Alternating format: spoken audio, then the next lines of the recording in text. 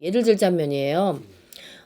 우리 이제 아버지가 너무너무 큰딸을 사랑했어요. 너무너무 사랑해서 딸 중에서 큰딸을 너무 사랑했는데 그 딸이 공부를 너무 잘해서 이제 대학교에서 이제 공무원 시험까지 합격을 해가지고 할 줄 알았는데 공무원 시험을 합격을 못했어요. 그러니까 아버지는 이제 그 딸이 공무원 시험 합격 못한 것이 너무 가슴 아프고 그런데 갑작스럽게 아버지가 돌아가셨거든요.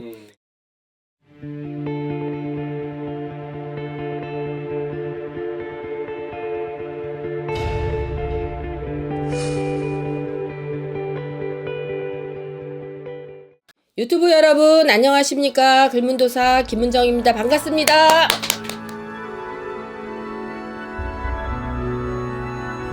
왜 이제 중간중간에 한 번씩 제가 공수 중에서 상문이 들었다, 혹은 상문살이 있다 이런 얘기를 많이 들었거든요. 네. 그 상문살이 무엇인가요? 사람이 있잖아요. 이제 우리가 죄를 짓잖아요. 죄를 지면은 경찰서에서 쪽지가 날라옵니다. 몇 월 며칠 날 방문해 주십시오라고 이제 하잖아요. 그 다음에 이제 죄가 있으면 없으면 이제 조사를 받으면은 어디로 가냐면 검찰청으로 가요. 검찰청에서 죄가 또 있고 없고에 따라서 교도소도 갈 수도 있고 벌금으로 내릴 수도 있고 이런 거거든요. 그렇죠. 그러니까 사람이 있잖아요. 죽으면은 저승길을 가는데 삼모제를 지내잖아요. 그래서 이제 삼모제를 지낼 때는 뭐냐면은 경찰서에 출두한 거예요. 출두해서 제가 있나 없나 확인을 받고 제가 있으면 어떻게 되냐면 49제로 또 넘어가는 거거든요. 그렇죠. 49제 때는 검찰에서 너는 제가 있으니까 천국으로 가라 아니면 어디로 가라 각자 떨어지는 그 기간이 있어요. 잡혀가면 어떠냐면 포승줄에 잡혀 들어가기 때문에 어떻게 합니까? 저승사자가 앞에서 양옆에서 포승을 묶어가지고 데리고 가고 인도하는 그 부르는 저승사자가 있고 그렇거든요. 그러니까 사실 그거를 이렇게 쇠사슬을 풀어주는 데가 언제냐면은 49일 날 요거를 착 풀어주는 거예요. 그런데 이제 사람들이 생각할 때는 이거는 미신이다.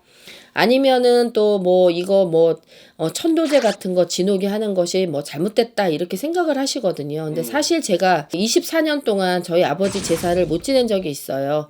추도 예배만 지내고 그냥 한 거. 이거 제 경험입니다. 뭐 이거는 어디까지나 저의 경험이니까 여러분들한테 말씀을 드리면 그러면 나는 나 나름대로 우리 아버지한테 최선을 다했다라고 나는 생각을 했는데 제가 이제 무당이 되어서 이거를 이렇게 바라보니까는 제가 헛수로 살았다라는 거죠. 그래서 다시 저희 아버지 넋을 건지고 또 좀 이제 천도제를 해가지고 또 보내주고 나니까는 제가 오히려 그 마음의 숙제를 다한 거나 다름없이 갔거든요. 예를 들자면이에요.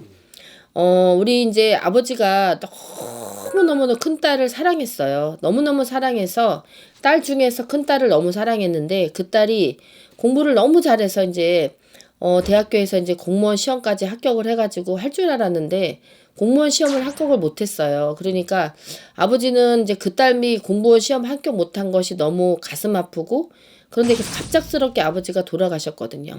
그러니까 얘는 얘대로 공무원 시험하는 게 마음에 걸려서 시험 공부 안 되고 또 아버지는 아버지대로 딸의 어떤 그 꿈을 이루지 못하고 갔기 때문에 자기가 숙제를 다 못한 것 같으니까는 마음이 아프고 그러니까 밤이면 밤마다 와가지고 우리 가시손이라 그러거든요. 얼굴도 한번 만져보고 다리도 만져보고 그러니까 이 아이가 매일 울기만 하고 머리 아프다 그러고 소화가 안 된다 그러고 또 잠이 안 온다 그러고 또 어지럽다 그러고 무섭다 그러고 이러니까 엄마는 할 수가 없는 거죠. 그래서 출세를 할 수 있는 셈에도 불구하고 모든 성적이 되는데도 불구하고 그냥 밤에 혼자 있지를 못하니까 그리고 또 머리 아프다 배 아프다 그러니까 엄마가 계속 신경 쓰게 되고 그러다 보니 어떻게 했으면 좋겠나 이렇게 해가지고 저희 집에 오신 경우가 있어요.